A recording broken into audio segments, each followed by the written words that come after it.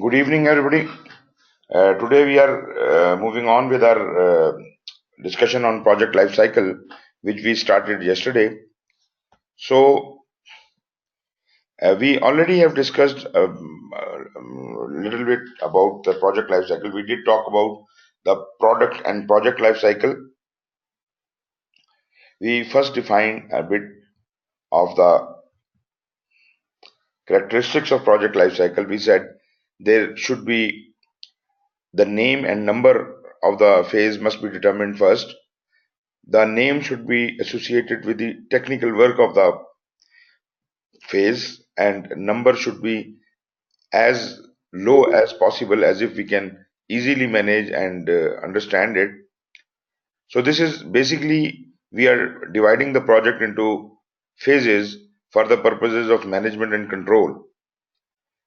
It depends upon the nature of the project how many phases we will have, but naturally we don't want to have so many phases that we can't really manage at all. So this is more about the area of application, which determines what phases would be there and how many phases would be there.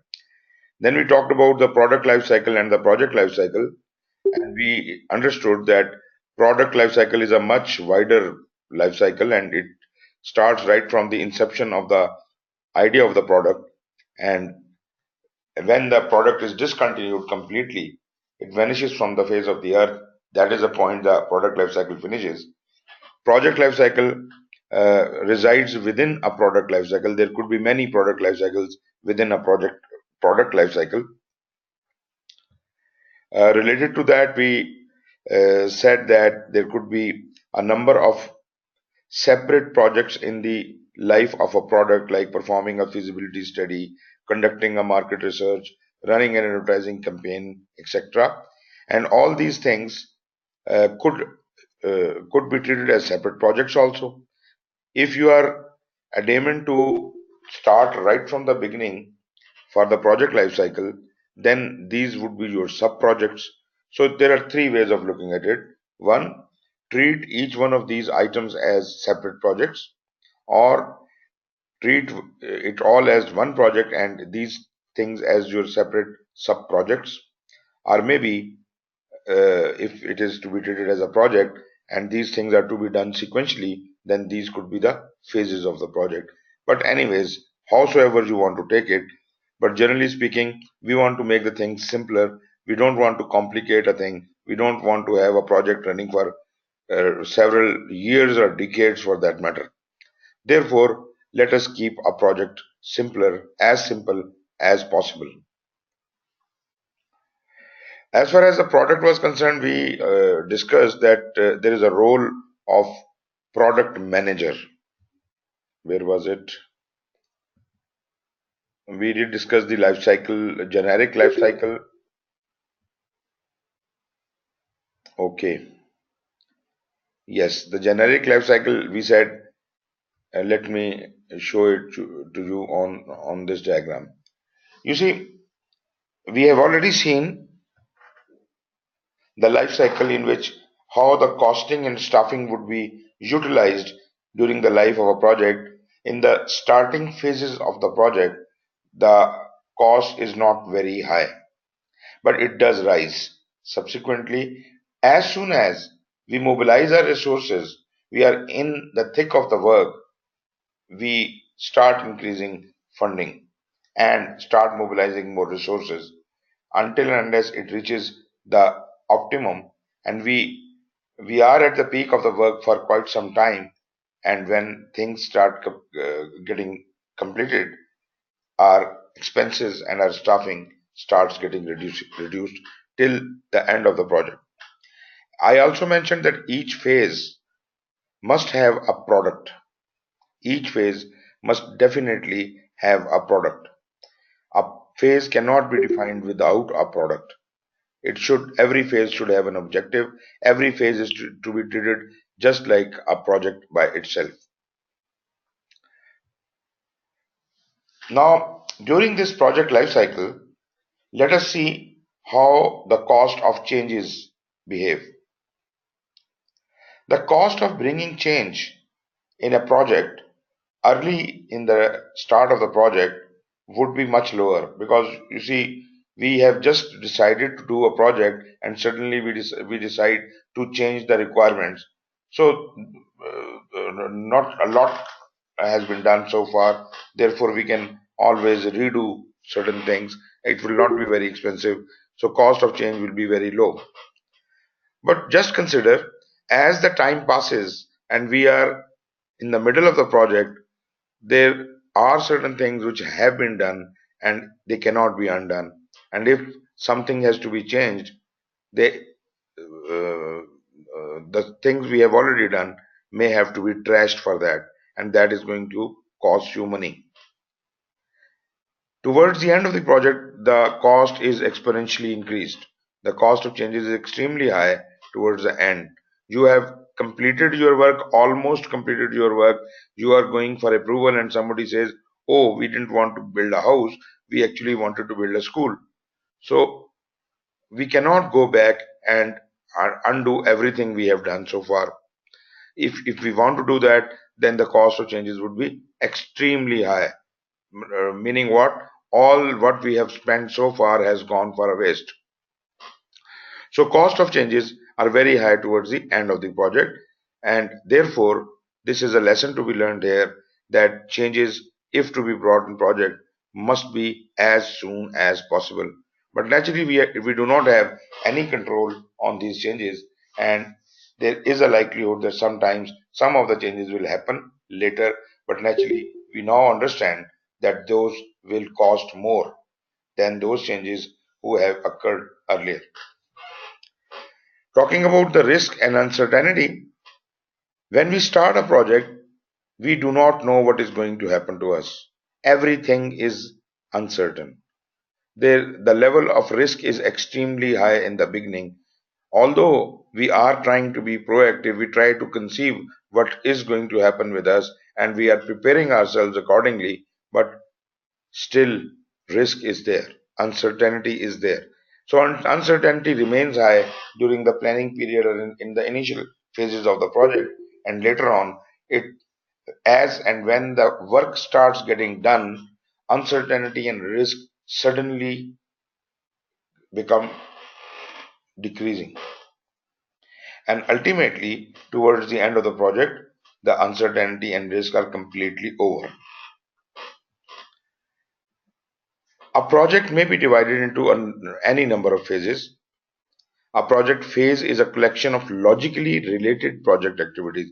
You know, logically related, why? Because we said we want, this is our desire, that our phases should be in sequence.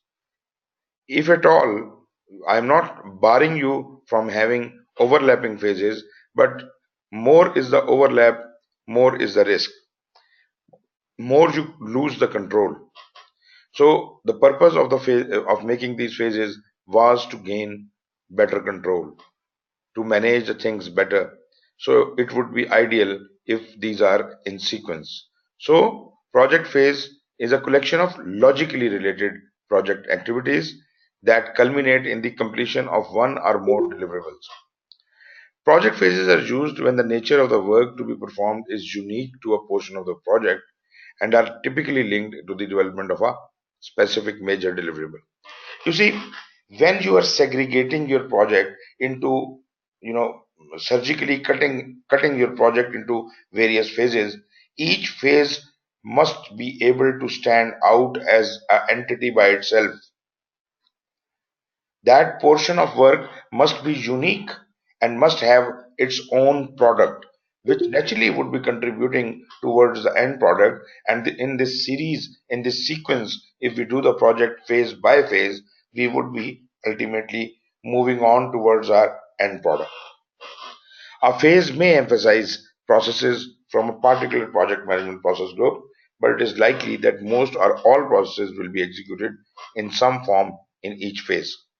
What does that mean? As I said, every phase is to be treated as a separate project.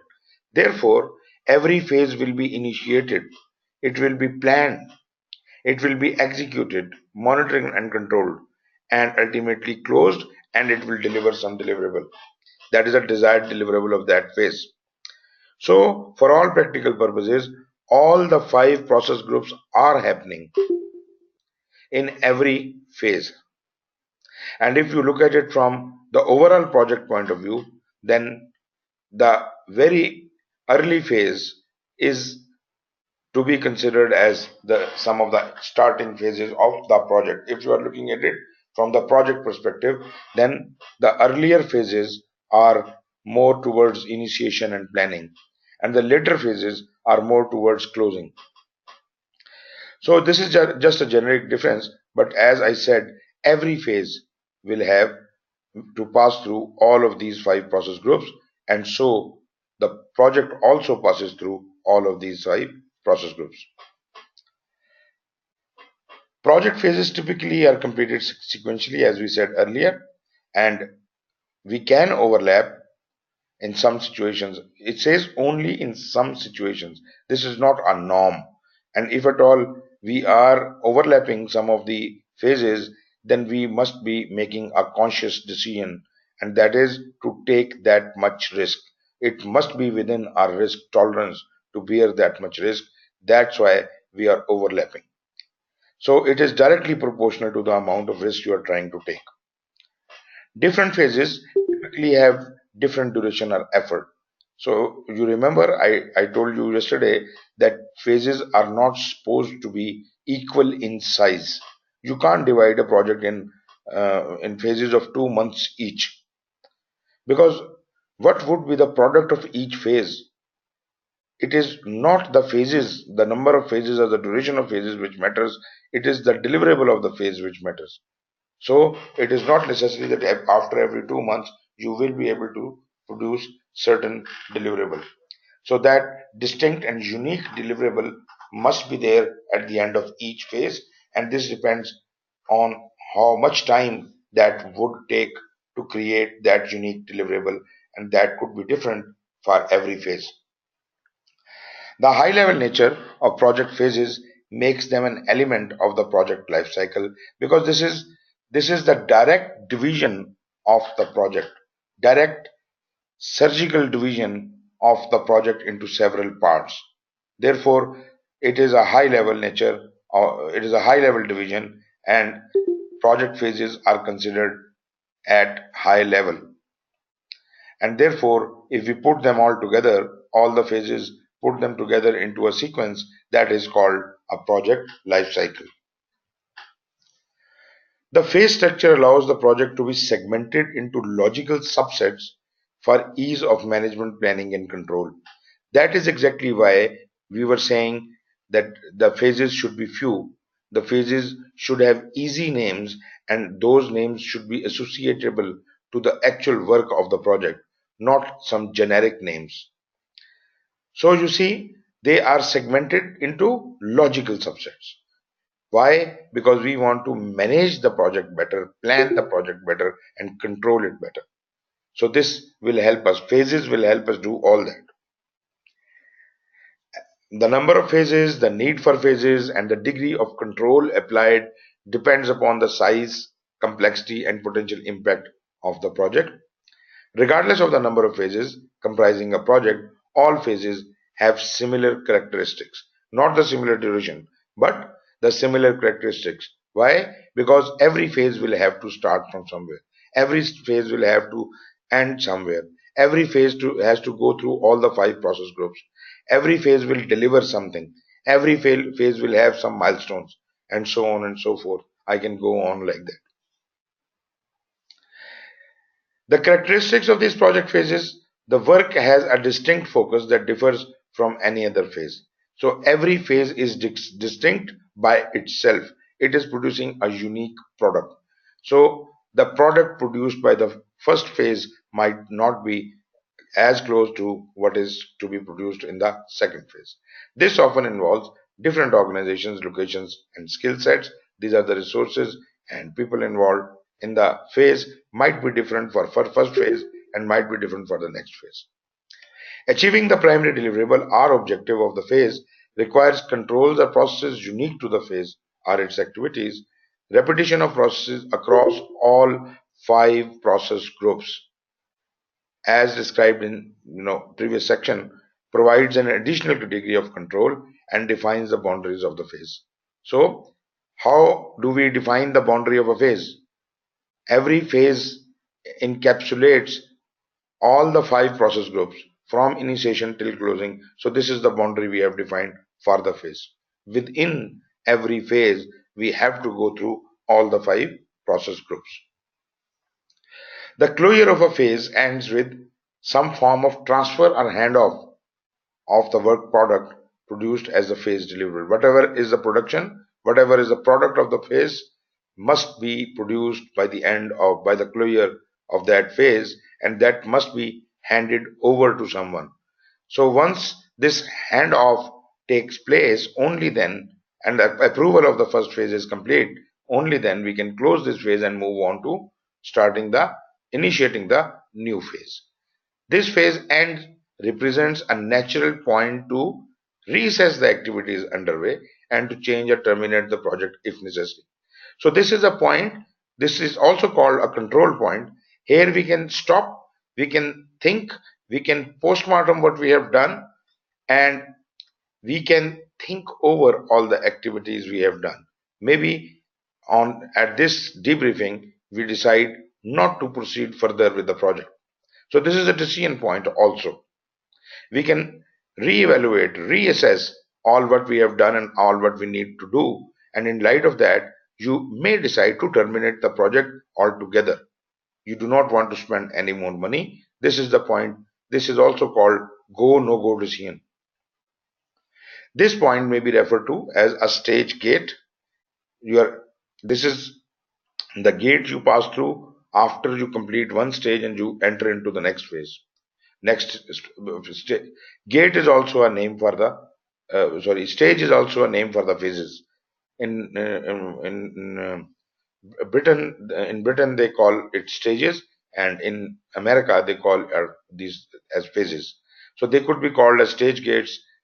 Maybe end of every phase is a milestone because you deliver something, some product comes out of it. This is a point where phase reviews can be done. The top level governors can come down here, the project sponsor and the project board may come and physically inspect the deliverable. This is phase gate. This is also called as stage gate. It is also called phase gate or kill point because this is the point where the project can be killed. If project has to be terminated, this is the point where it can be terminated. I am not saying that if a phase is right in the middle, we cannot terminate a project. Yes, we can if there is an emergency, but generally speaking, if you have to terminate a project, you should wait for the current ongoing phase to complete because that is usually considered as a kill point, go no go decision point where this project can be formally and in a proper manner can be closed down. In any case, the closure of a phase is required to be approved in some form before it can be considered closed. Somebody has to give the permission. It could be sponsor, it could be the project board or senior management, but somebody has to give you the permission to either terminate or close the phase if it is properly done or not done. Generally, there will be more than one phases in a project, but say you did not divide your project into phases, then it would behave like, we have already seen the damming cycle will occur in a single staged project. Because the damming cycle says that we have to go through the 4 stages: plan, do, check, and act. So these uh, 3 process groups, planning, execution, monitoring, and control, represent the cycle of plan, do, check, and act. But because this is not repetitive in nature, project is not repetitive in nature, phase is not repetitive in nature, therefore we have to start at some point in time, and that starting point is indicated by the initiating processes. And when we have done our work, when we have achieved the goals and objectives of the of the phase, then we have to close it, and that would be marked by the closing processes. Now this was, you have already seen this diagram earlier when I was describing how the processes iterate within a project until and unless the requirements are met and the customer is fully satisfied and you are to deliver. So you deliver the product through the closing process. Now, what if we have got other kinds of relationships in which we are having more than one phases? If there are more than one phases, then they could exist in sequence, which is most of the times we desire our phases to be in sequence, but naturally, in some cases, as I said, when we are fast tracking, when we want to go faster at the risk of something, then we can also use the overlapping relationship. Although overlapping relationship is not forbidden, but it is advised that you try as much as you can to remain in sequence. I do agree that this will not be possible in most of the cases. You cannot always remain in a sequence. Sometimes there are problems with the project and you have to fast track, and therefore you have to build a lot many overlaps here and there. So I'm not forbidding to overlap, but it should only be a conscious decision. Otherwise, our desired goal is to go in a sequence. So for a sequential relationship, you see, as the whole timing cycle rotates in our project, the same thing will happen in every phase. So because one phase, like you see, facility decommissioning, this phase will have its own charter, its own initiation. We will plan this phase, we will execute it, we will monitor and control it, and we will keep rotating it here until and unless the objectives of facility decommissioning are met and the deliverable delivered. Once that is ready to be delivered to the customer, then we close down the phase and this product is handed over probably to the next phase, which is waste removal and cleanup. So that phase gets into initiation and the same story is repeated every time with every phase. And ultimately we keep moving towards the end product or the end of the project. In an overlapping relationship, as I said that we may overlap one phase with the other, but that is usually not advisable, and the overlap time would naturally reduce the overall time of the project, but the overlap time is the time where we are taking some kind of a risk. So we should evaluate beforehand that is it worth it to go for this overlap with whatever risk is expected. So if we can afford that type of risk, only then should we decide to overlap. So in overlap, probably the first phase has yet not finished, but a little before the ending of the first phase, you may allow the next phase to start initiating or planning. That way, you will gain some time advantage due to this overlap. But again and again, I am saying that this may cause trouble for you. This may be risky because what if the phase one was not approved? All the work you have done on phase two, on the construction phase, that will be considered null and void. So whatever money you have spent on construction phase till the design phase was approved, that may have completely gone waste. For projects with more than one phase, there may be different relationships. We can have overlaps, we can have sequential, sometimes we can have parallel. But you see, parallel is not realistic at all. Parallel is full of risk. We are starting all the five phases together. What are we trying to achieve? This is next to impossible. We cannot go for a parallel phase project. All the phases cannot be parallel. Our two phases cannot start together. But what we can achieve is that if this project which we are looking at has certain requirements that certain jobs have to be done in parallel, and they are not activities but major chunks of project work, then probably I should not convert them into parallel phases. Rather, I would like to call them sub projects. Like you see, I am asked to construct a building structure. This structure composes of four big towers, and all four big towers have to be constructed. So one way could be that I can start working on all the four towers simultaneously in parallel. So how would should I call them the phases? No, because they have started altogether. Therefore, this is no way that I can call them phases. I would rather like to call them sub-project. Maybe every sub-project has a separate project manager. I may give them the same life cycle, and they all may grow on the same pace. Each sub-project manager would be responsible for the progress of his portion. Following considerations determine the relationship to be applied between phases, like the level of control you want to require, you want, how much effective you want to be, and what is the degree of uncertainty in your project. You see, let's take them one by one. If you want to exercise extreme level of control, you would never even overlap. If you want to be more effective, you probably will not like to overlap. But if your cost benefit analysis says that it is bearable loss or the risk is um,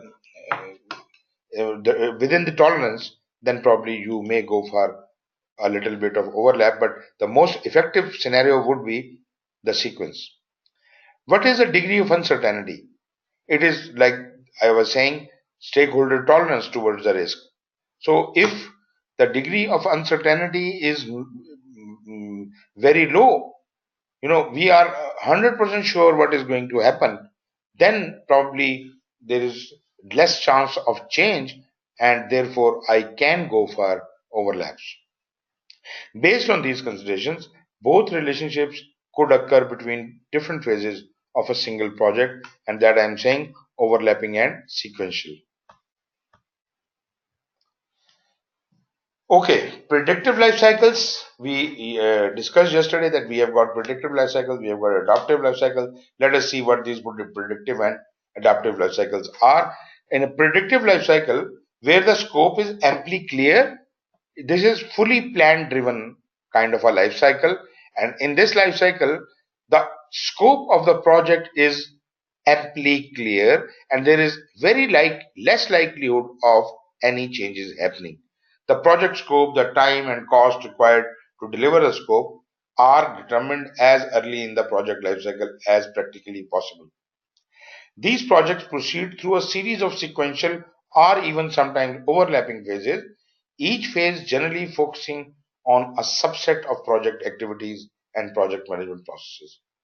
Sir, the work performed in each phase is usually different in nature, as we have already discussed about it. To that, in the preceding or the subsequent phases, the makeup and skills required of the project team may vary from phase to phase. You see, in one phase, I'm acquiring the equipment. In another phase, I have completed the construction. I am finishing. So I need different skills for different jobs. Some of the examples of a predictive life cycle. There is a very famous life cycle which is normally used very commonly and referred to as a life cycle. This is called a waterfall model. A waterfall model is like a waterfall, you see, uh, and in a waterfall, when water flows from the peak, it flows downwards. It never flows back upwards. So it flows down stage by stage from one level to another level and to yet another level to yet another level, and this way it goes down. So this is classically called a waterfall model, that we are trying to do everything in a sequence. But in such a model, there is a problem that we cannot ever go back and fix things we have done wrong. So in case phase 1 has been completed and you are starting phase 2 and you find that there was something wrong with the phase 1, then the possibility of going back and fixing one step up, this would be also a modified kind of a waterfall model. We have other models like in IT, we have got a spiral model. In a spiral model, whatever we want to produce, we first create a small model of the same thing at a very small scale, and we completely develop it like the original product, but naturally it will take less time, it will take less resources, and once this prototype is created, then we create a bigger version of that, and then yet bigger version of that, and we keep testing how it is behaving, and ultimately the full scale life size product is produced. This is a spiral model, and this is usually used in IT where you want to develop complex IT systems. So you develop the small uh, mock-up of that system and check it out, and if it is okay, then you move ahead, you make a bigger system and then a bigger system, and ultimately the real life system is created. In predictive life cycles, when the project is initiated, the project team will focus on defining the overall scope, because scope is very important here. Scope we are expecting not to be very changeable. So the product scope and project scope is carefully determined, and it is established that these scopes are not very likely to change very often. So according to that, we develop a plan to deliver that product and proceed through the project phase by phase to execute the plan within that scope. If there are any changes, and there will be, if there are any changes to the project scope, they are then to be very carefully managed. Maybe they require replanning, maybe we have to seek permissions from someone for any change in scope. Predictive life cycles are generally preferred when the product or deliverable is well understood. Well understood means that the scope is very well understood and there is not much of likelihood to change. There is a substantial base of industry practice. We have got, a lot many examples. We have got historical data. We have been doing similar projects for a very long time, and we are very confident. So that reduces the element of risk. Where a product is required to be delivered in full to have value to stakeholder group. Meaning what? This product cannot be delivered by parts. It has to be assembled into one final shape, and only then it can be delivered. So this probably would be a fit case for predictive life cycle. Even projects with predictive life cycles may use concepts of rolling wave planning. Rolling wave planning, when I was explaining to you the concept of progressive elaboration in first chapter, I did mention that there is a related concept which is called rolling wave planning. This is exactly the same as the progressive elaboration, but the difference is that progressive elaboration is applied at the strategic or a high level of the project, whereas rolling wave planning is applied at the tactical or low level of the project. You see, if I am designing the project and I want to make the phases, so I will take certain assumptions, and based on those assumptions, I will create my phases and subphases. And maybe when I do that, at that point in time, I did not realize because certain facts were not available. But later on, I find out that the phases I've made might not be really correct, and they may have to be redone. So that redoing of the things at the strategic level is called progressive elaboration. But if the same concept applies down to the work packages and activity level, where we are almost calculating the nitty-gritty of the project, we know each and every activity. If at that level certain things become available and we have to change the plan, that is called rolling wave planning. So where a more general high level plan is available and more detailed planning is executed for appropriate time windows as new work activities are approaching and resources to be assigned. After this, there is another life cycle that is called iterative or incremental life cycle. We also call it adaptive life cycle, but let's first talk about purely iterative and incremental life cycle.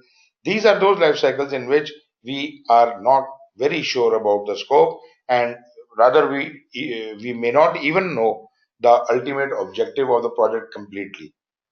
We do have an idea what we want to create. Normally it happens in the pharmaceutical industry.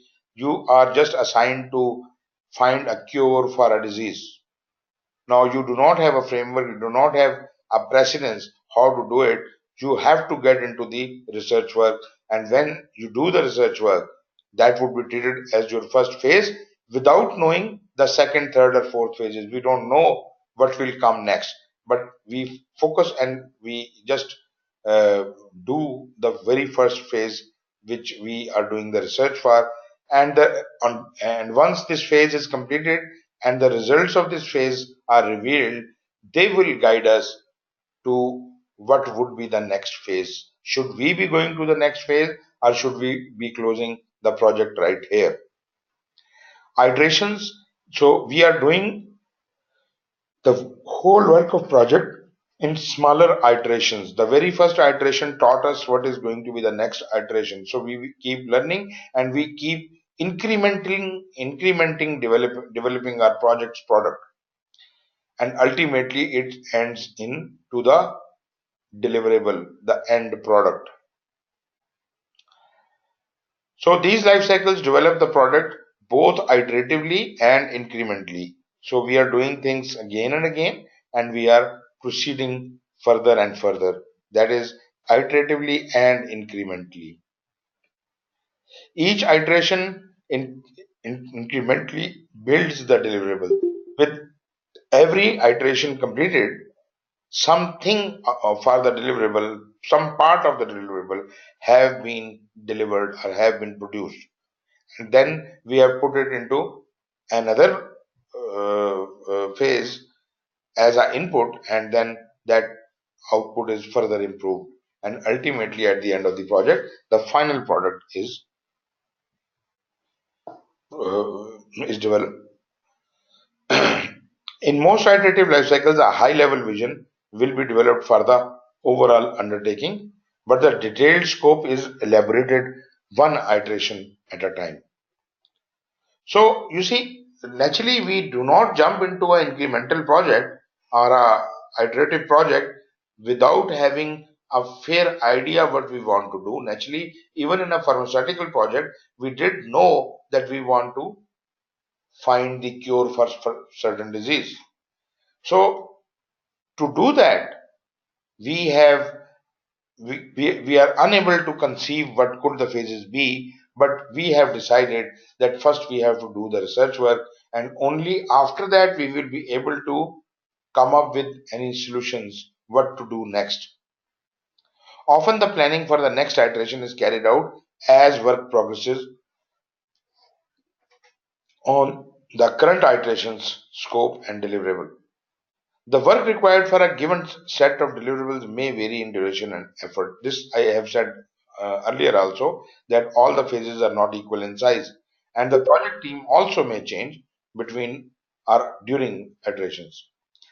Those deliverables that are not addressed within the scope of the current iteration are typically scoped at a high level only and may be tentatively assigned to a specific future iterations.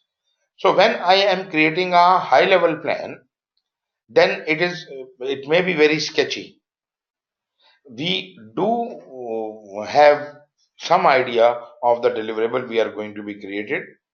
So those deliverables that are not addressed within the scope of the current iteration are not to be done. They are not within the scope, at least of this phase. But ultimately, in future phases, in future iterations, we probably may be touching upon that. Changes to the scope of an iteration are carefully managed once work begins, because if the iteration changes, it may change everything within the iteration. The whole phase may be affected. Iterative and incremental life cycles are generally preferred when an organization needs to change to manage changing objectives and scope. When there is a lot of change in the objectives or the scope of the project, then we may have to be very careful and go incrementally. to reduce the complexity of the project. If it's a very complex and a huge project, then we are eating the elephant one part at a time. When the partial delivery of the product is beneficial, maybe it is not the whole product which has to be delivered all at once, but we can deliver the product in parts. So every part will be delivered separately. After every iteration, some part of the deliverable will be delivered. If that is beneficial, if it provides some value for one or more of the stakeholder groups without impacting the final deliverable or set of deliverables, probably we'll go for this. In large and complex projects, we are frequently executed in an iterative fashion where there is more complexity, where the things are more difficult to handle. We normally go for this kind of mechanism. Why? To reduce the risk by allowing the team to incorporate feedback and lessons learned between iterations. So whatever we have done in first iteration, we might have learned something out of it, which we will apply in the next phase once it is perceived or conceived. Now, latest flavor of this incremental life cycle is called adaptive life cycle, or we also call it agile method. Now, this does have the iterations as I've just described, but the mechanism could be very interesting in it. This agile method came out of the IT, and in IT projects they have a lot of problem of changing requirements. The scope of the project is usually not very clear, and they have to produce something in small iterations. And the result of every iteration is finally approved and vetted and approved by the stakeholder or the customer, and only then we will proceed ahead with the next phase or next iteration when the first has been approved. So in adaptive methods, there are also iterative and incremental, but there is a little difference in adaptive methods. Although this is the same classification, this comes under the iteration and incrementation, but at the same time, adaptive methods have certain other peculiarities. For example, the iteration of each phase, the size of the iteration is fixed for the whole project. So we are now, unlike our waterfall model, we are not defining the products here. We are just defining the durations for a phase. So that is going to be a constant duration. Every phase or every iteration will then be of 2 weeks each. Whatever we can do in 2 weeks, we will report it back, and then we'll plan for the next iteration of 2 weeks, and we will try to complete the leftover work and the new work to be done in this phase, and this is how we'll keep proceeding ahead. So iterations are very rapid here, and the duration is fixed, 2 to 4 weeks normally, and they are fixed in time and cost.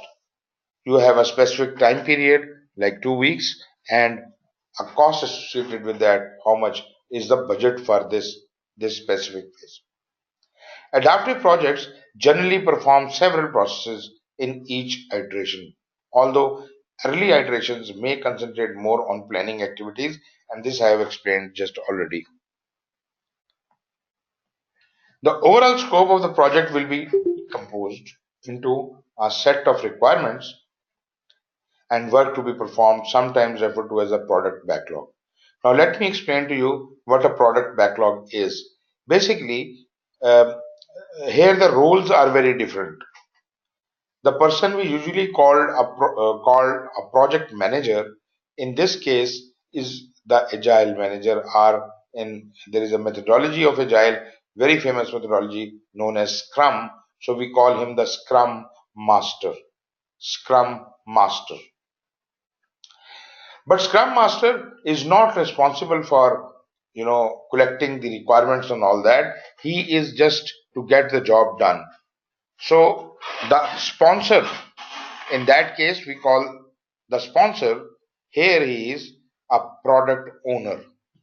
He has more responsibilities than our traditional sponsor. This is called product owner. Product owner is the boss of the Scrum Master. So product owner not only assigns the project to the Scrum Master or the Agile Master, but it also collects the requirements from the customer. This is the duty of the product owner to collect the requirements and specifications from the customer and compile them into a product backlog. What all has to be done in the project as per the customer requirement, all those requirements are, we keep putting them into a basket, and that basket is called the product backlog. So all the work lying in this basket needs to be done. Project will only be declared complete when this basket is empty.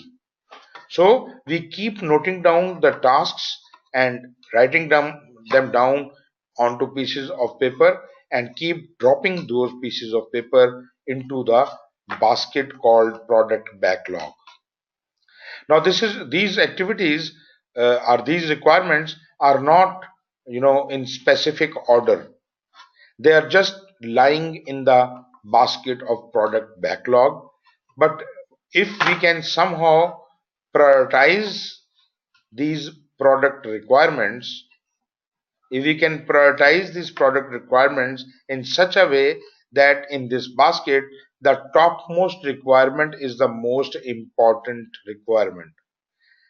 And in this order, if we can order all these requirements in the product backlog, we call it a prioritized backlog. The highest priority item on top and the lowest priority item in the bottom. So if we can do this, this is called prioritized backlog, and this is also the duty of product owner to create the prioritized backlog. But for this job, Scrum Master along with his Scrum team helps the product owner. So product owner can only collect the high level requirements. The detailed requirements are analyzed, are collected by the Scrum team, or they can assist in doing that. But remember, these requirements are never completely detailed because we are only concerned about one iteration here, which is of say 2 to 4 weeks duration. So in this 2 weeks time, which has been given to me, how much work can I do? The total amount of work is lying in the product backlog in order of priority. So when I am given 2 weeks with my team of 8 to 10 people, I would go to the basket of product backlog and try to pick as many jobs as I can do in 2 weeks period. So maybe there are hundreds of items in the product backlog and I have chosen the top 10 to be completed in these 2 weeks. So this is the choice of the Scrum Master and his team. Rather, it is leading from the bottom. The team decides what they want to do and how much they want to do and how much they can do. Remember, in Agile, there is no individual effort.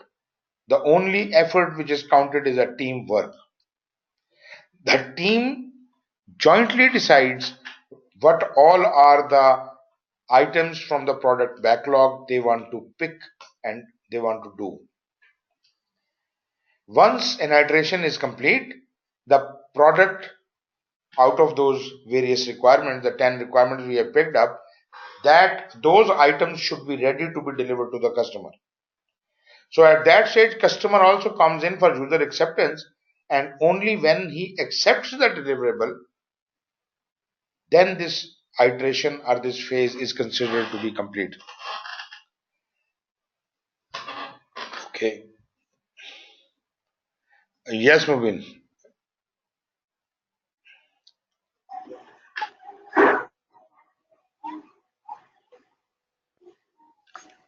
Asim, you wanted to say something? No, sir, thank you. Mubin?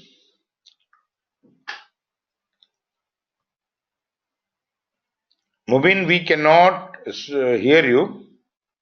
I think you have raised the hand. You can type your query.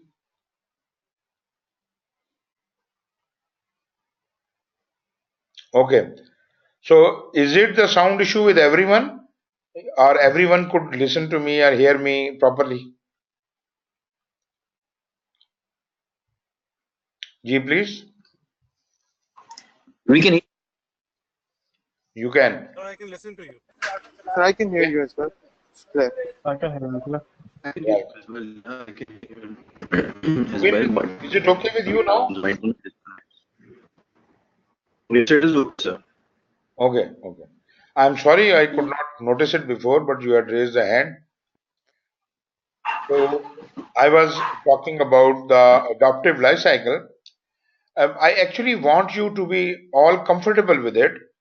How many of you already know about what the Scrum or Agile is?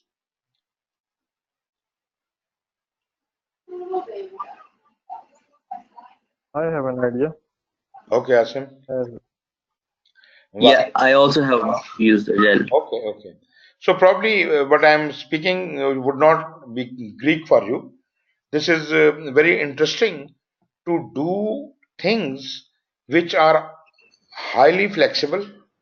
The situations are changing all the time, and I still have to work fast and still have to complete my assignment.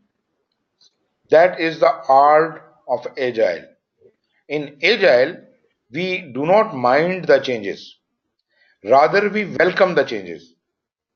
And at the same time, we devise such a mechanism in which we can perform faster and better. So far, what we have discussed, you might have observed that we have broken the work down into so small phases, and now we are not concerned about the number of phases. There could be 200 phases in Agile project. We don't mind. We are just concerned about the fixed duration, which we have taken 2 or 3 or 4 weeks. Say I have sealed it 2 weeks, so I will only be worried about these 2 weeks. The job I have to do during these 2 weeks, whatever is to be done later will be considered later. But so far, this team has been asked to work for these 2 weeks. So they go to their product backlog and they pick up that many jobs which they think they can do in these 2 weeks. Now this assessment is need not be accurate. They have picked up 10 tasks and they could complete only 8. There is no problem whatsoever. The remaining 2 tasks go back to the product backlog right on top, and this team delivers 8 tasks and go home after 2 weeks. Whereas the next team comes, or maybe this team comes back again for next 2 weeks. They go to the product backlog. The 2 remaining tasks of the previous team are lying right on top. So they start picking from top, and they claim this team now claims that they can take 8 jobs up. So they will pick 8 jobs and take them away, and they will try to do it. What happens? They were able to complete it only in 1 week. So what should they do? Should they close down the scrum? Should they keep quiet and enjoy? Or what is the other option? Anyone?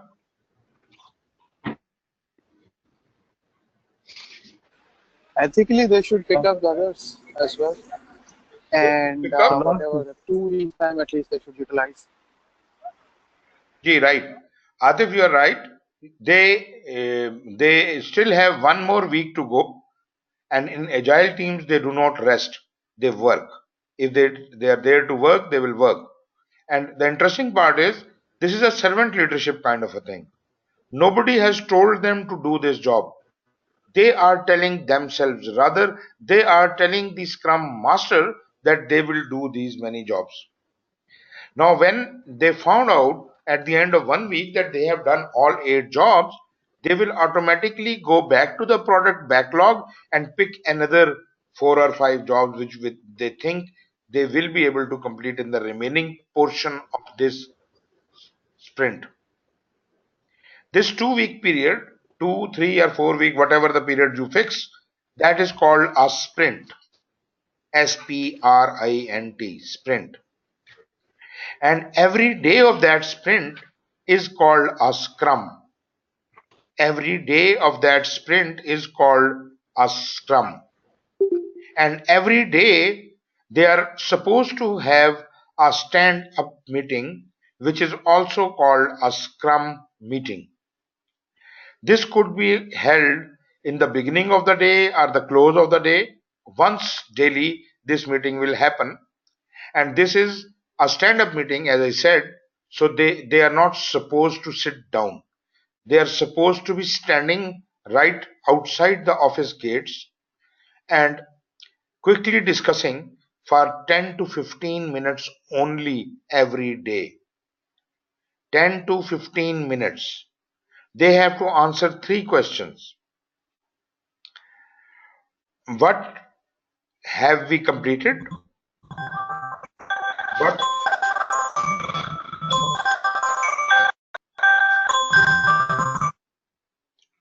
So, first of all, they will answer what they have done today, the last day, what they intend doing tomorrow, and what are the hurdles they want removed.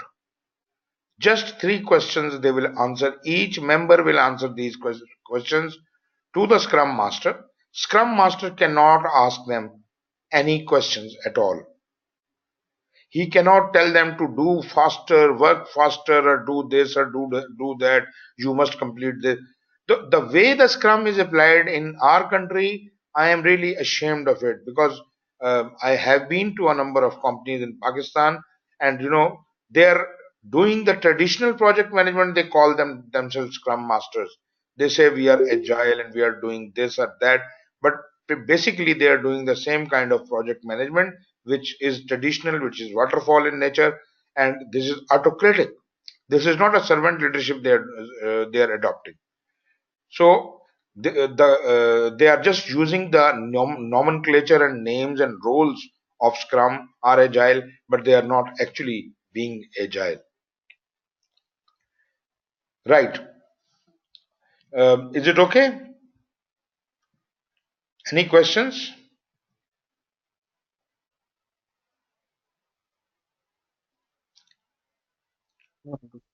Yes, sir, it's okay. Right. Okay, I'll move on then. Okay, this does not mean that customer is required to accept delivery, but just that the product should not include unfinished, incomplete, unusable features. You see, when an iteration is complete, when a sprint is complete, it is not automatic that customer will have to accept it. No, no, no. Customer will do the user acceptance testing there, and he can reject what you have produced.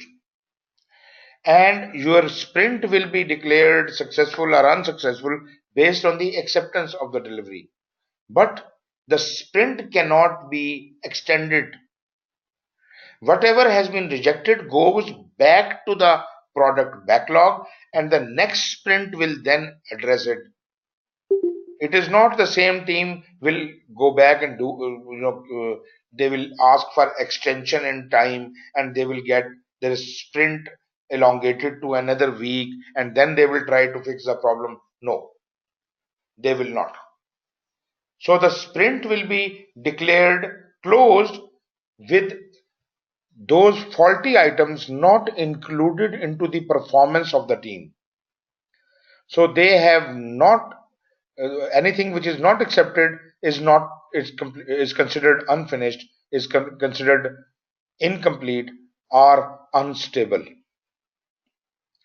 So if there were 8 tasks and 5 were rejected, 5 were considered unfinished, then those 5 will go back to the basket, product backlog. Only 3 will be considered as the performance of this team in these 2 weeks. And you see, the successful performance of the team determines the velocity, the team velocity. With what speed this team can perform. This is called the team velocity. So if they could only complete 3 jobs and 5 were rejected, their team velocity will be determined based on those 3 jobs. Now all the jobs are not equal in size. Therefore, some scoring mechanism is assigned to each job.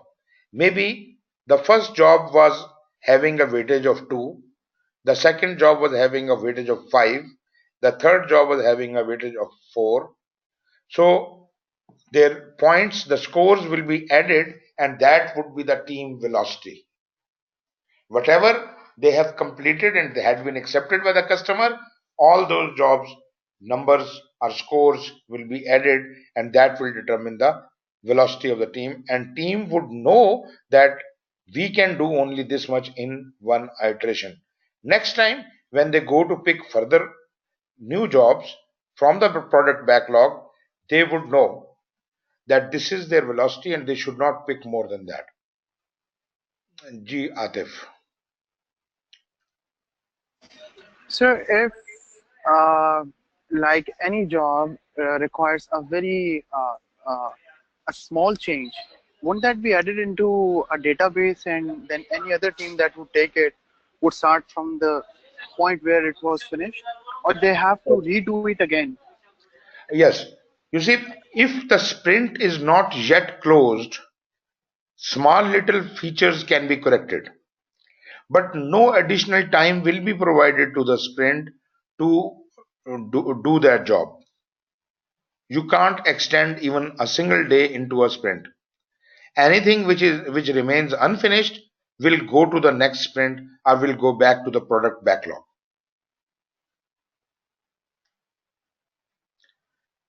Ji Atif. Fine, sir. One other thing, for example, you were supposed to do 10 jobs in one sprint. You claimed, supposed I mean that the team claimed 10 jobs they will do. They completed 9 jobs. The 10th job is half done. What should be done to this last 10th job? Any ideas? It will go to the next. Right, So that was actually the question. Yeah. right. So It this will is go to the next sprint. yes. Traditionally, you are right. Traditionally, we should send this is considered unfinished and it should go back to the product backlog, right? And we don't have time to do it any further. But there is another very interesting mechanism what they do. What they can do is if there is nothing really wrong, whatever has been done is correct. 10th job, half of the 10th job which has been done is okay. Then what they do is they split this one job. We usually call them the user stories. They split the user story into 2 parts. Meaning what? That this activity has been divided into 2 parts. One part which has been completed and a specific deliverable must be assigned to it, that this is the result of this part of the activity. And the other part of the activity which is undone is sent back to the product backlog. So what we have done is we have split the user story in two. The done part is considered to be done as uh, as a 10th job, and that remaining part of the 10th job will go back on top of the backlog. Do you get my point? There Well is an understood, issue sir. related to integration. What will be the issue related to integration of those activities? Will there be another iteration for it? Can you repeat that? Uh, what about the integration of those two phases then? Will there be any other iteration to integrate it, or how they do it? Okay, when the product owner is collecting the requirements, at that stage, he does plan broadly how these activities or these user stories will plug into each other. So the in the order they are lying in the product backlog is also showing their sequence. Although the most important user story is on top, but that is linked with in a sequence with other tasks. So those tasks are associated and they are just next to it in the product backlog. Therefore, the integration would happen automatically.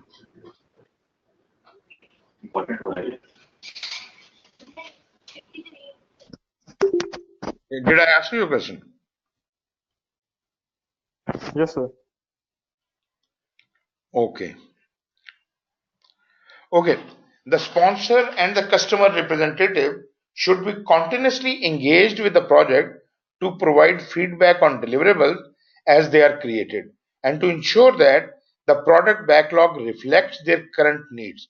Now, this is interesting. Not only the current current sprint which is going on, they are approving the product of that, approving or rejecting, but at the same time, they are always engaged in re-evaluating their requirements, which in this case we call user stories. So they may come up with new user stories and things like that, but they they can only introduce new user stories in the product backlog, but not in the work which is being done in a sprint. When a sprint starts and I have picked up 10 tasks for the sprint, then those 10 tasks cannot be changed. The sponsor or the customer should be barred from changing those 10 tasks.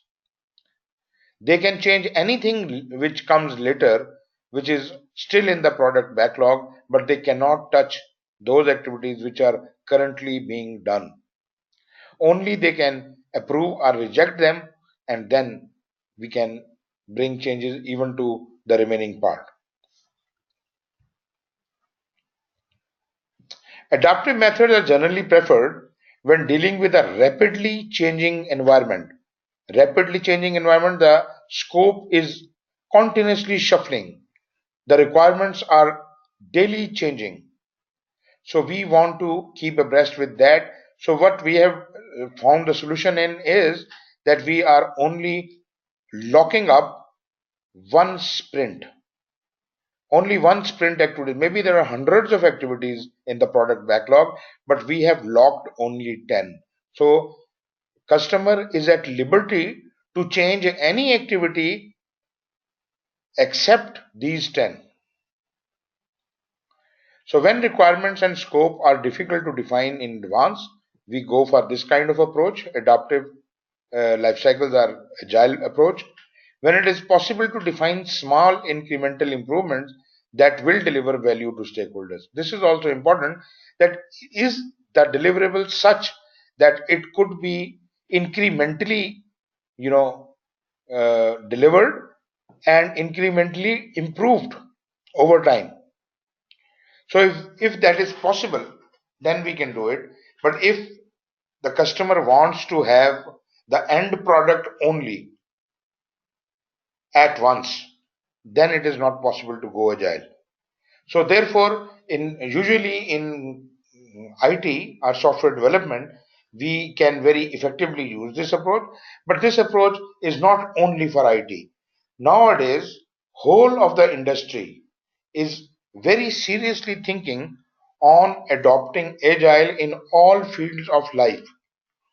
The reason for that is the rapidly changing environment. We are living in a rapidly changing environment, and even in a very structured job of like construction, we sometimes need these kind of changes. Like you see, I've heard of a project in UAE in which they were asked to build a tower, and they were not told how high the tower would be. So what do you suggest they should do it in an agile manner? How could they, at least do the outline planning? They don't know how many floors are going to be there. They just know that a tower is to be built and this is the place where it is to be built. How would you attack it?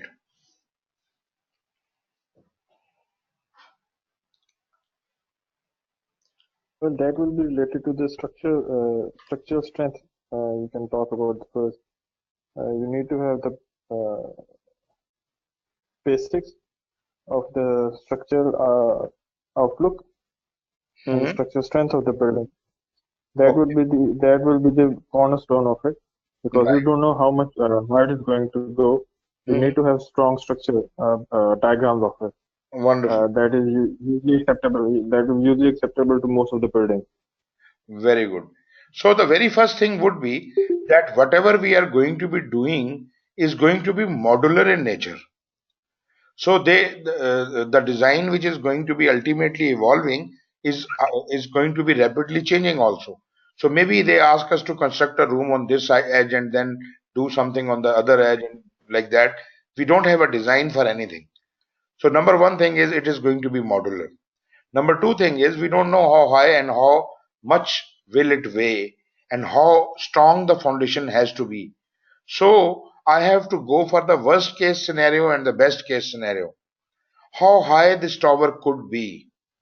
Naturally, if at all they are targeting to be building the highest tower in the world, that could be something like, whatever is the current highest structure, they would be trying to beat that. So this is the maximum they can hope for. How high? They cannot go for the double the height. So probably they will like to build one or two stories above the existing higher structure.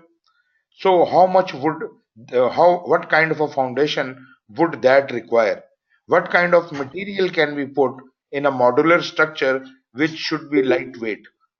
And what what should be the maximum strength of the foundation we should build it on? You see, even in construction, we can start thinking creatively, we can think out of the box, and we can find similar kind of agile solutions. Are you convinced with me? Yes, sir. This is Another example is probably there is another tower which is called a revolving tower or something. Have you heard about it? yes, sir. It's coming up in UAE again. It's coming up. So this is another example of a rapidly changing environment. This is a physical example of a rapidly changing environment that the shape of the tower is not determined. We need it to be shape shifting kind of a tower. It will not remain the same all the time. Again, there is a lot of creativity to be applied here. We have to think out of the box to create this solution. And people did think of it and they did come up with a solution. Hope everybody knows about it.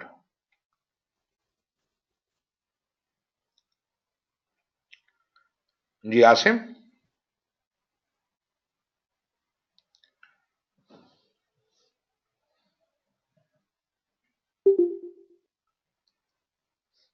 Asim, can you hear me?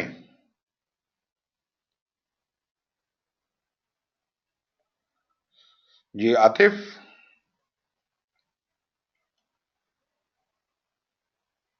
So I haven't heard about this, heard about this, right? but I But this is unique. This is unique.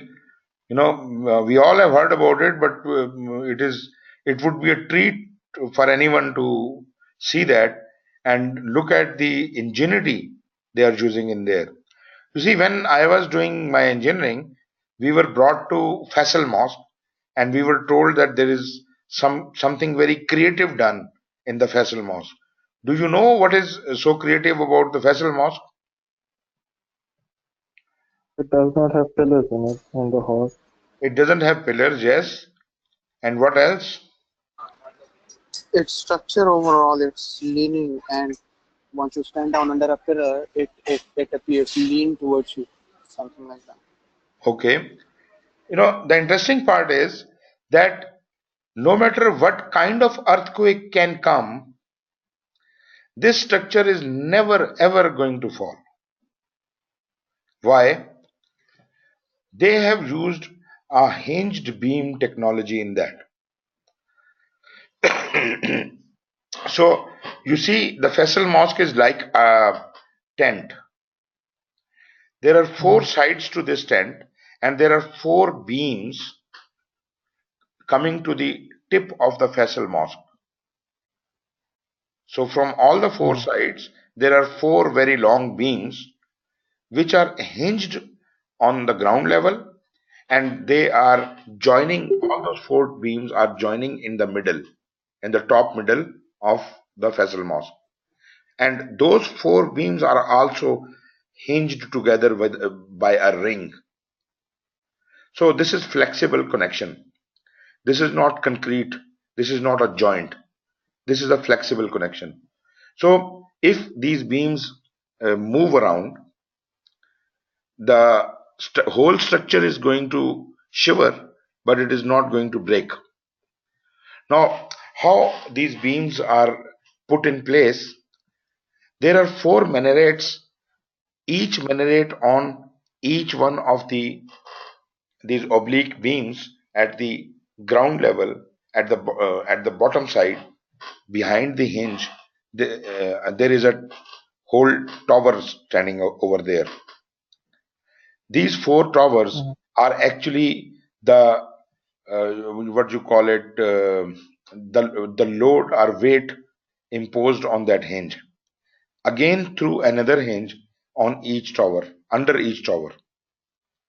So this is completely flexible. There is one hinge on the top of the Faisal Mosque. There are four hinges on all the four towers at the ground level, and on the other side of that hinge, in the ground, there are the four towers standing on each one of those beams. And now all other structure of the Faisal Mosque is just a paper wall. That is nothing. Even if that falls, that does not matter. The mosque still stands there. It will never fall. So this was the spirit. This was the creative solution they came up with. And again, I would count it towards agile.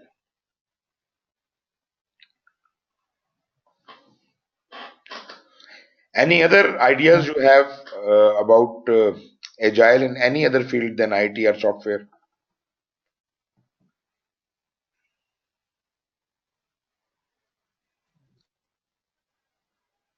I have not experienced it yet. Hmm. That would be very difficult to find because there's seldom to be seen. You can find a lot many examples in IT and software, but other people have still not started thinking about it. Very few people have actually worked on that. That's why you don't find many examples. I think it's in aviation industry, especially Boeing C-80, the biggest plane on earth. So probably they resort to this kind of Of course, of course. projects. And you see the weapons and a lot many other things, they are using this technology. NASA, they are using similar kind of modular designs. Chinese have been using the modular construction. You might have heard about the huge building which they created in a day or two in China. They've created a building in a day or two, the multi-story building. It was just constructed like a jigsaw puzzle, just like blocks. The whole flat was one block, and it was carried through a crane and just plugged into the building. And interestingly, the people were already living in that flat. And along with the equipment and furniture and everything, they just carried the block and inserted it into the tower. They kept doing that, and within a day or two, they completed the whole thing.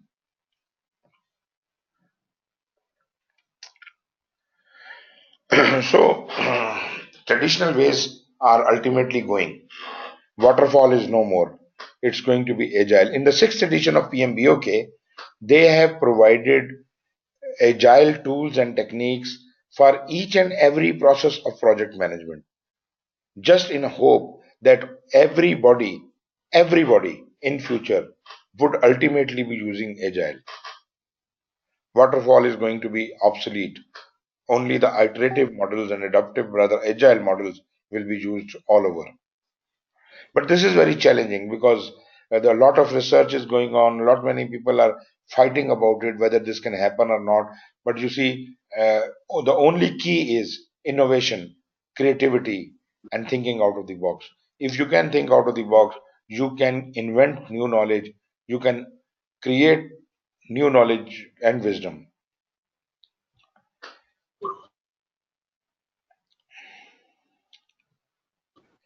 Right. So, where were we? Okay, we did this slide. Okay. This brings us to the end of the project lifecycle. Anything you want to discuss as far as the project lifecycle is concerned, we can talk about it.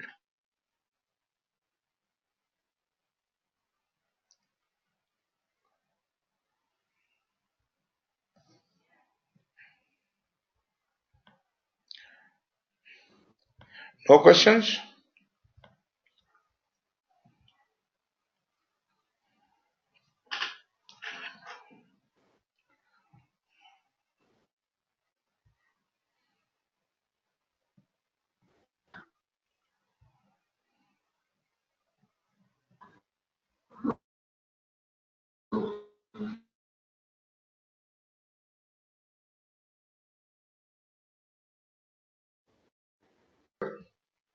But if you have anything to discuss, this is kind of a break time. We can discuss it and then we can start the next chapter.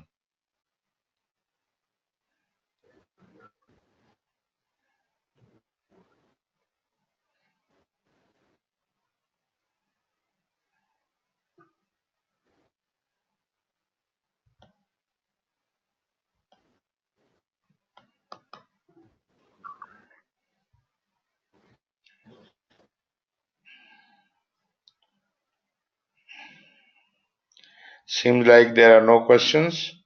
So probably I have to move on to the next.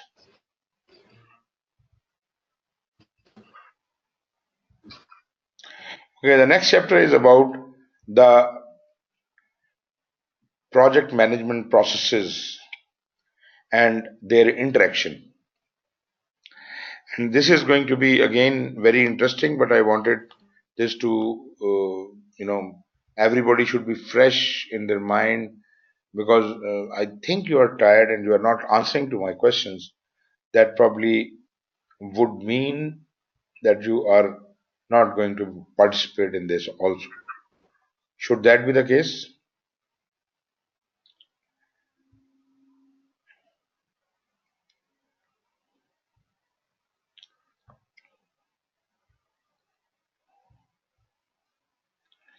Okay. Can you all see the new slide? Yes, sir, can see. Okay. So here we start with the project management processes.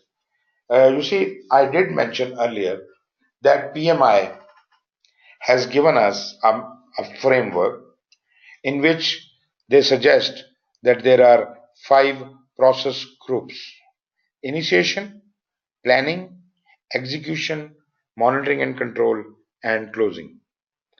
We also understand that during these 5 process groups, we have to do work on 10 different knowledge areas: integration, scope, time, cost, quality, human resource, communication, risk, procurement, and stakeholders. All of these 10 knowledge areas have to be thoroughly planned, executed, monitored and controlled, and ultimately closed down. So, if we perform all this, then only we will be able to complete a project from the project management perspective. Now, how many processes are there? This also we mentioned there are 47 processes as per 5th edition, and the new edition 6th edition it has introduced 49 processes now. But because we are preparing for the 5th edition exam, so I would restrict myself to 47 processes. So there are 47 processes for these are the project management processes. These are not the product oriented processes. These are for the efficient and effective management of the project, and they apply generically to any kind of project anywhere in the world. But these 47 processes are not enough to do a project. They are good enough for doing the project management of a project, but for actually creating the product of the project, we probably need to have some other product oriented processes which are more technical in nature, and therefore project management processes and product oriented processes have to work together. They have to work together. So this is not only the project management processes which will get the job done, but yes, if we are having the mechanism, the technical work, technical processes being followed, then project management processes will add efficiency and effectiveness to whatever you are doing. So this is what we are going to be discussing in subsequent slides. We do understand project management's definition. We said it is the knowledge, skills, tools, and techniques. These things are to be applied onto the project activities as if we can meet the project requirements. So this is why we are doing it. And specifically, there is a note here that we are doing all this only for the project activities, not any redundant activities. So if anything is not necessary to be done in a project, should not be done, and we should not be applying our knowledge, skills, tools, and techniques to any such redundant activity.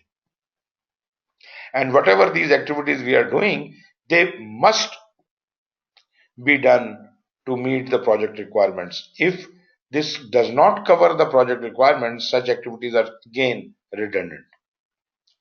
So this application of knowledge requires the effective management of these 47 appropriate processes of project management. Before we can proceed ahead, let us talk a little about what a process really means. What is your idea? What do you call a process? मुबीन, आपको आवाज आ रही है? Can you hear me?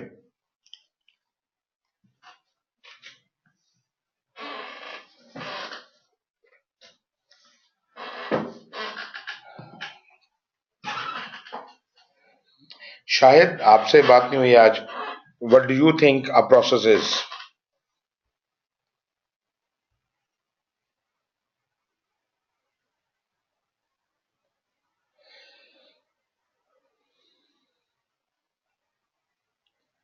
Shahid, can you hear me?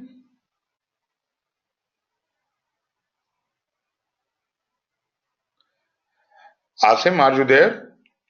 Can you answer this?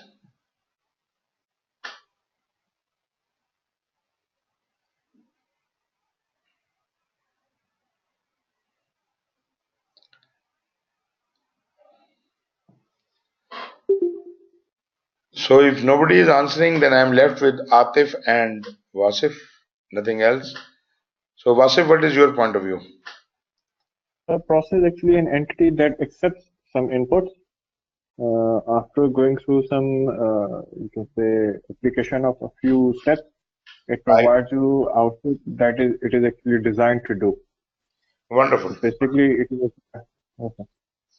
You see, you are very right in saying that process is made up of certain activities, certain actions, and those actions are done in an interrelated manner in a specific sequence for the purpose of achieving certain target, and that is maybe we are delivering something out of it, some product, service, or result. But you see, that product, service, or result thing does not make it a project. Process is not a project because this process could be continuous in nature. Now the question is, how do processes differ from projects? Atif, can you help me on that?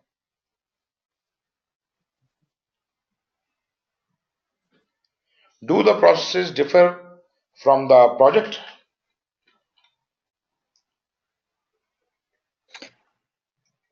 A project can have many processes. What did it say? I mean, uh, a process, a project can have many processes. Right, this is one thing. And secondly, process is iterative in nature. Project is not. But still, if you are saying that a project can have many processes, then the iterativeness of the process becomes part of the project. How do you defend that? That's true. So processes are not Uh, restricted to projects only. Processes basically do exist in operations, and they are more akin True. to operations. They are basically meant for operations. What is a process? Process is a smaller part of the big whole. Like you see, I have an operation or a procedure or a policy, and that policy or procedure is divided into certain number of processes. So those processes done in certain sequence would result in the fulfillment of that procedure. That is from the operational point of view. Now, our process is like a recipe. Like you like to make a tea, there is a recipe, but the tea you make and the tea I make might be different. You make the tea in a much better fashion. People like it. When I make the tea, people don't like it. Although I have my own process, you have your own process. So I want to improve my tea making skills. So I ask you, how do you make it? Tell me the process. So you give me your recipe. You tell me that this first boil the water for this much minutes and then do this and then do that. So if I exactly follow what you do, then probably there is a high likelihood that I would be able to make the tea exactly like you. So process is required for that, and the standardization of process will ensure that everyone who makes the tea in that with that process would always be, or at least would be closely similar. So this is how the processes are formed.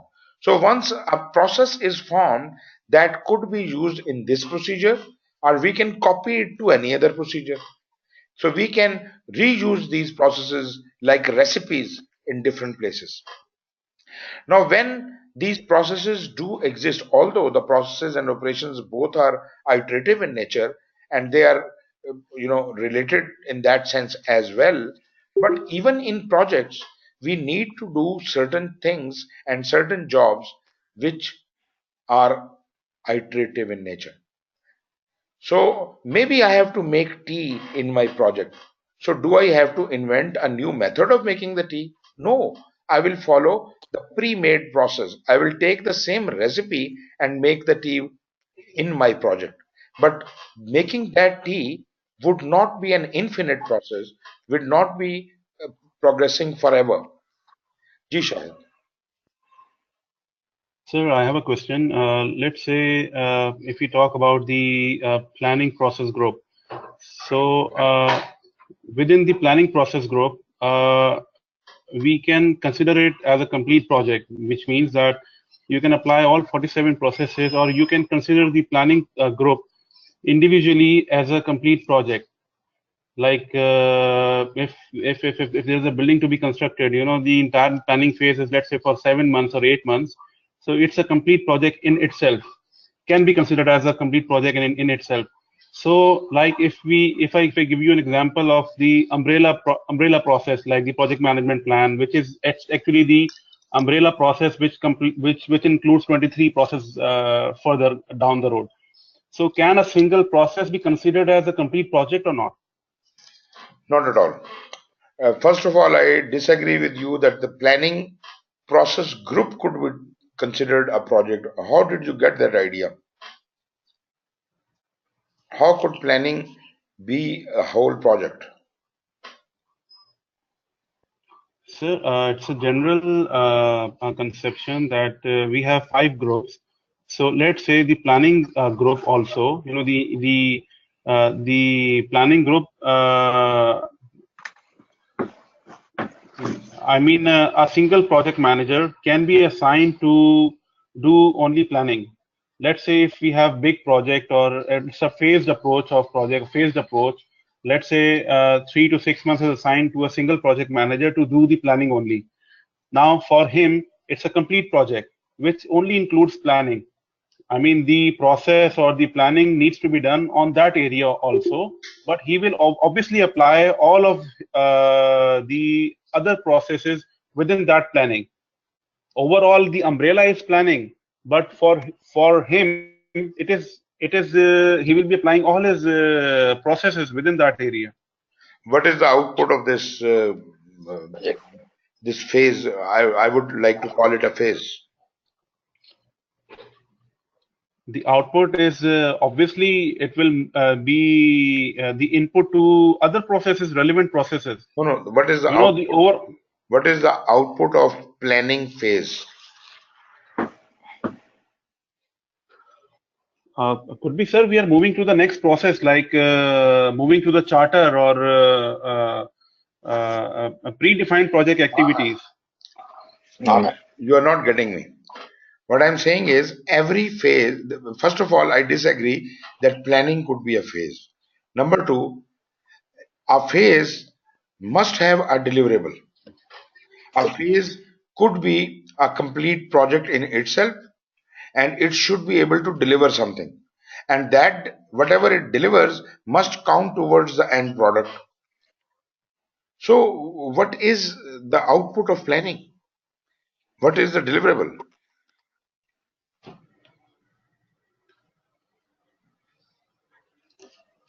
Like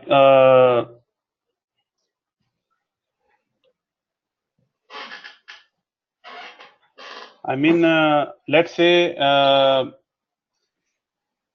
the initiation phase is to develop project charter.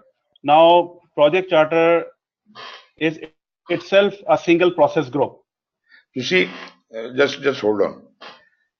Did I not show you a slide on which you were shown that these 5 process groups are always parallel to each other?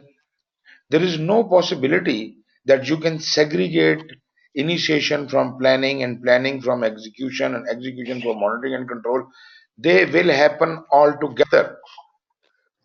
You see, when the simplest example is when you are executing, do you wait for execution to finish to start monitoring and control?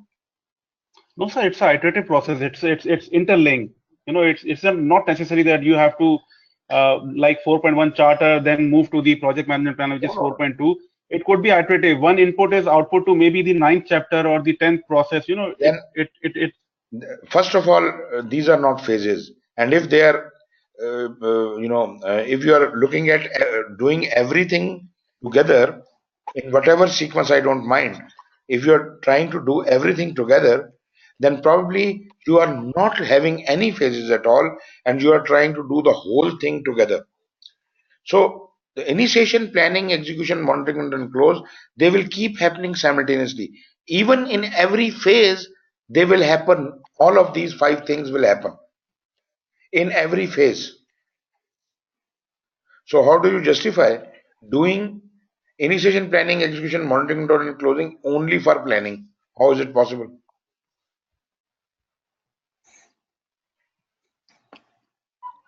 Sir, my main question was, let's say if we are taking initiation, okay, within this process group, within this group, we only have 2 processes, right? Let's say we are developing a charter. Now, usually, if it is a big project, this development of charter will take some time. Now, it could be possible that this area, since it has to come from the higher management or senior management before the project execution, usually what happens that they assign a different project manager, or it is to be done by within the PMO group, where they create the, let's say, 70-80% of a dummy charter or put their actual values, and then they execute, and then they hand it over to the operational team or to the project management team.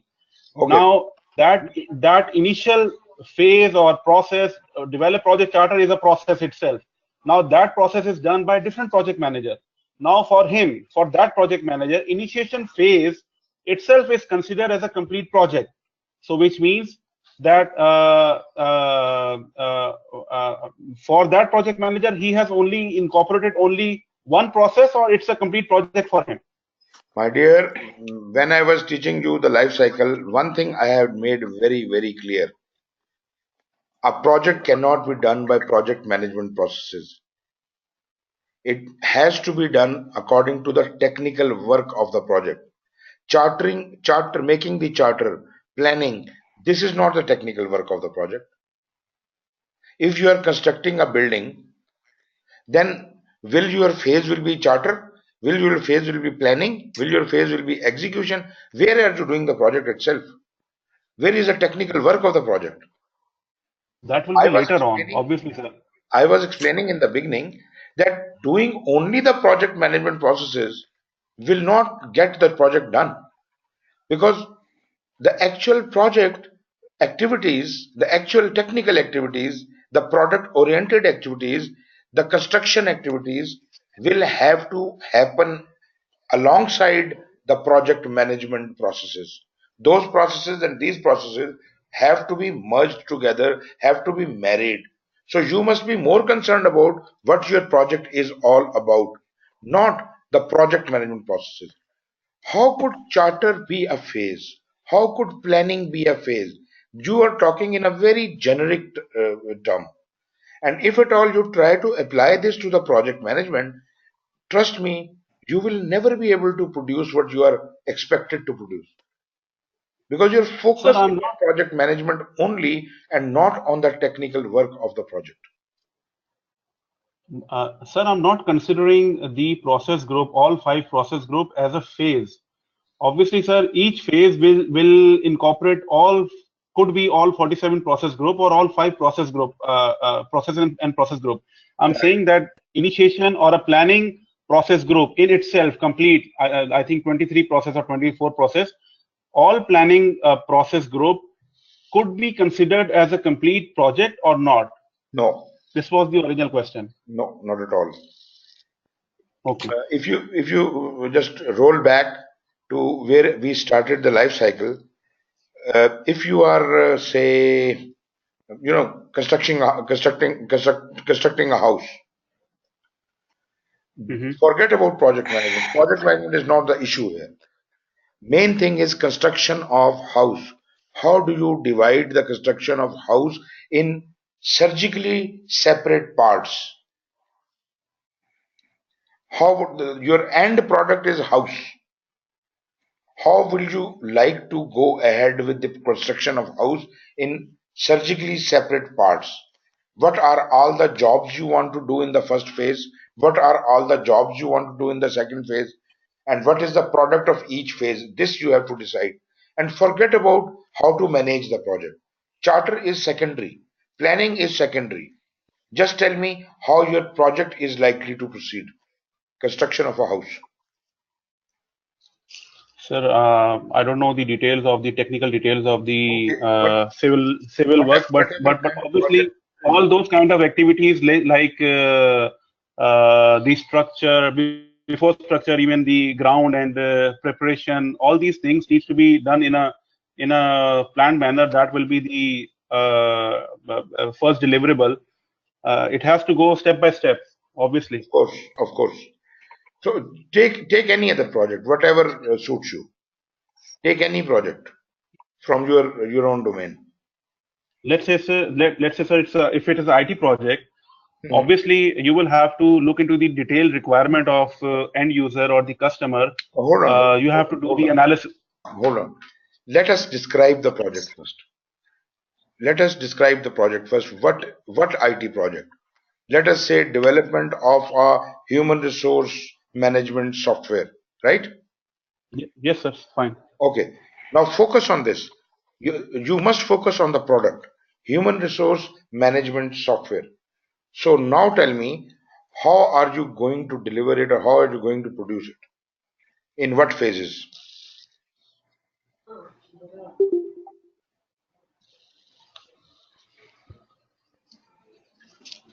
Sir, we are assuming now like it's a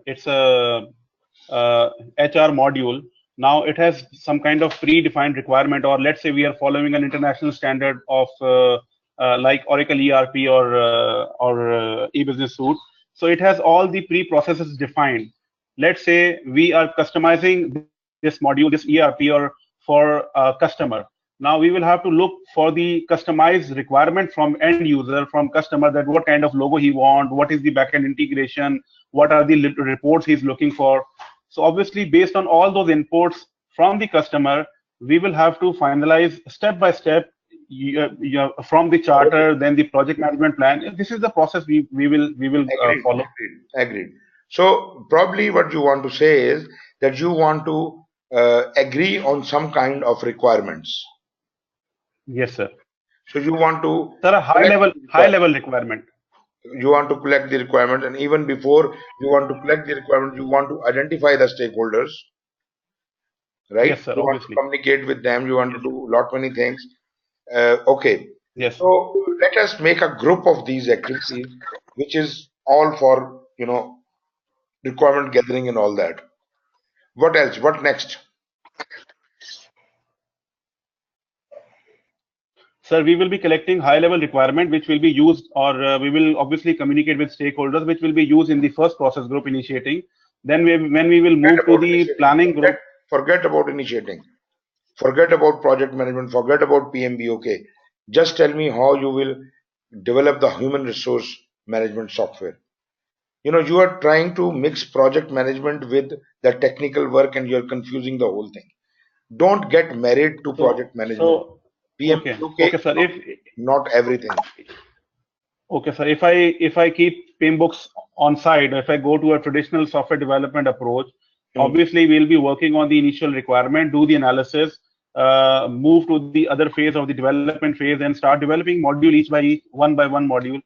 Obviously, we'll be. I'm considering that we have done the complete analysis of the each module or each phase, whatever you say. Wonderful. And then we will have a continuous delivery. First deliverable, second deliverable could be a sub module. That will be delivered. Obviously, that will include the UAT, the SIT, all kind of integration, factory level testing. Obviously, then it will be after testing, it will QC and all those processes. Then we will have a final product at the end of the day. Whatever. Wonderful. That's exactly. Sir, can I comment?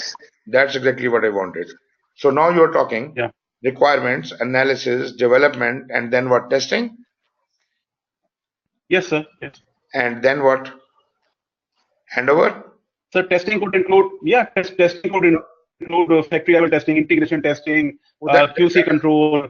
Obviously, if there are any errors or bug, it will go to the iterative process again. Then it will be again fixed on this. Then it will go on. I'm not talking about the details. The testing will include everything what you are saying. What next? After testing, what will you do? So delivery to end user or a live, go live, whatever. Right. Wonderful. So you have got 5 phases: requirement, analysis, development, testing, and delivery. Do you agree with that? Yes, sir. Right? Yes, sir. Now, after this is what you want to determine. These are your phases. Now you determine what will be the output of requirement. What will be the product coming out of the requirement phase? That would be maybe the requirement document, SRS. Yes, sir. Yes, sir. From the analysis, what is going to be your product? Maybe analysis report or something like that. Yes, sir. Yes, sir. Could be technical document, detailed level. Yes, sir. Or maybe your plan. Maybe your plan. Exactly, sir. And development, it will give you the product. Testing will give you the verified and validated product. Delivery will the end product. Is that it? Yes, sir. Test cases and yes, exactly, sir.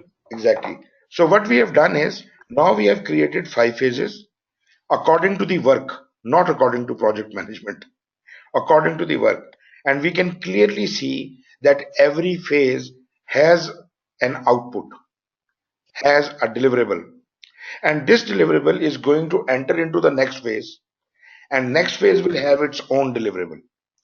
Now, while you are doing each one of these phases, you will have all the 47 processes applied to requirement gathering, all the 47 processes applied to the analysis, and so on and so forth. So you will complete one thing, then enter into the other thing, then complete other thing. Phase by phase, you will complete the project. I am not saying that some of these things cannot overlap a bit, but try to do them in a sequence. So initiation, planning and execution, monitoring, control and closing are happening in each one of these phases, and they are also happening on overall project. So project has a initiation and project has a closing. Project has a charter and project has a end product. Similarly, every phase will also have a charter. Every phase will have a deliverable. So that way, this is how you can marry up the deliverable related activities, the product related activities, and now you can marry it up with the project management processes. Because if you look at it from the project management point of view, then you will forget about or you will ignore the actual work, which is the product oriented processes. You must remain focused according to the product, but to make the system more effective, use project management. Don't try to do the whole project through project management processes. You can't do it. That would be a disaster. Did you get my point? Yes, sir. Yes, sir. I got it. I hope I could make it clear to you, because if at all you keep believing what you are saying, then you are on 180-degree different path from PMP. So you have to correct that. Ji, I am sorry, Asim, you were saying something and I Yes, sir. I just wanted to add the discussion what Atif was missing, that every project starts with a project charter, which where you list the deliverables.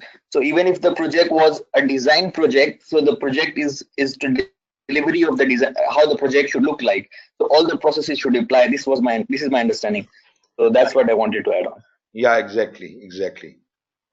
So I hope this heated discussion was needed, and this was actually, you people were all sleeping. You were not talking too much, and I thank you, Shahid, for getting us out and No, waking us all up. no, sir. Actually, my last two sessions were I was busy and usually driving car and listening to lectures on mobile. Okay, So that's why I was not actively participating in last 2 days. So, right. anyways, That was very nice discussion. Anyways, yeah. I will just conclude today's session on the definition of the process. You see, every process, no matter it is a tech product oriented process, it is a project oriented process, whatever kind of a process, any process in this world will have some inputs, will have something to process. That process would need certain tools and techniques, and ultimately it will give some output or deliverable or result or product or service, something like that will come out of it. And process is something which can be continuously improved. A process can always be and infinitely be improved.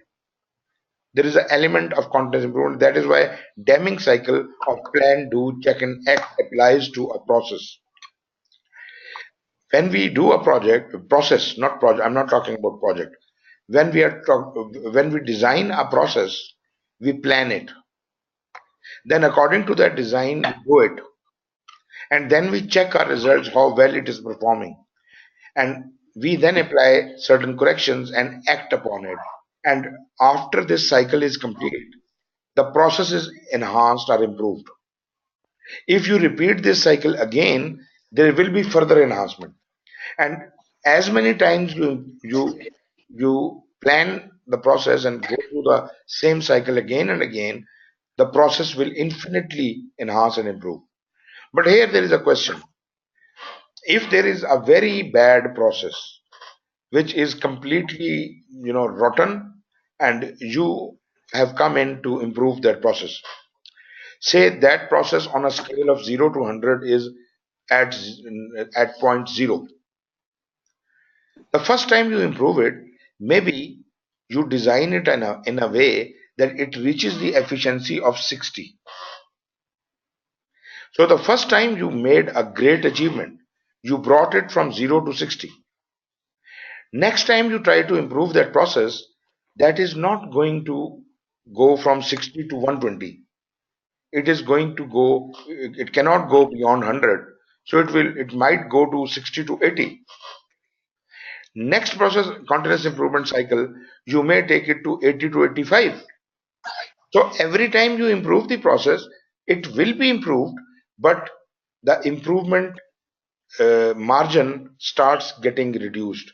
And towards the end, it is so low that it might be 0.000001. So that is the point where we touch the glass ceiling. The glass ceiling, by glass ceiling, I mean that you think it cannot be further improved. But as per Edward Deming, any process can be infinitely improved. The place where you think you can't improve it any further is the place where your knowledge has ended. This is the time you have to think creatively, think out of the box, and if you do, you will be able to shatter the glass ceiling and new horizons will open to you. You will find a new way of doing that process, and then again, there will be sky is the limit. And then you will have a big leap, and maybe another 60 points you will reach up, and then 80, then 85, and then so on. Then again a glass ceiling, and this will keep happening, and nature is never going to end. A process can always be improved. You think, um, in old times, people never used to believe the earth is round. And the belief system and the knowledge system at that time was firm that earth is flat. Today, you laugh at it. You laugh at those people. What do you think after 1000 years, how the world would be? Would they not be laughing at us? So that means there's a lot of knowledge which is unexplored. And this process improvement thing is continuous in nature. You and I will die, but processes will keep enhancing and improving. And we can't even dream what will be there after 1000 years. Therefore, those who dare to dream, they are the only people who think out of the box and they invent new ways of doing things. And therefore, processes are improved continuously till infinity. With this note, I will close down. Any questions? No, thank you very much, sir. Thank you, sir. Let's meet tomorrow again then. Thank you, sir. Take care. Khuda Hafiz. Thank you, sir. Allah Hafiz. Okay, sir. Allah Hafiz. Allah Hafiz.